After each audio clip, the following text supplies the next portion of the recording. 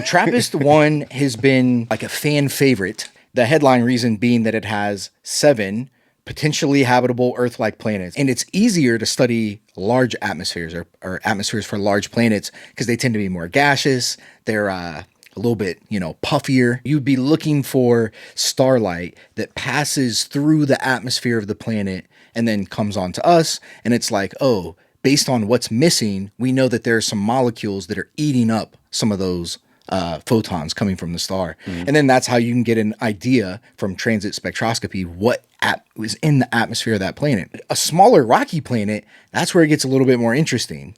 The problem is every time we look at a small rocky planet, none of them seem to have an atmosphere. And it could be because they don't, and they're just bare like Mercury or Mars, or like Mars. Super thin. Mars has a super thin atmosphere. Right? Yeah. But we don't know. You want to know your sensitivity when you make a measurement before you're conclusive, before you rule things out.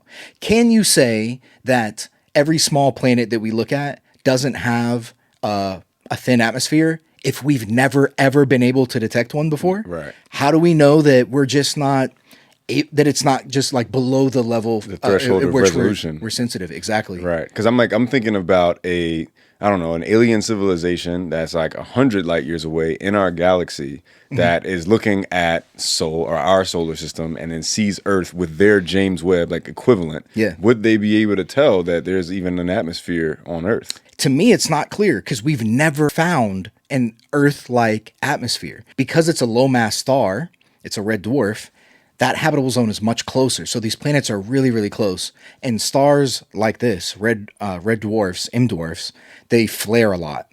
So although the planet can theoretically be closer and not be completely scorched by the temperature, it also is getting bathed in a bunch of radiation, which could still erode away the atmosphere. Right. And so I would believe that all these planets are bare rocks.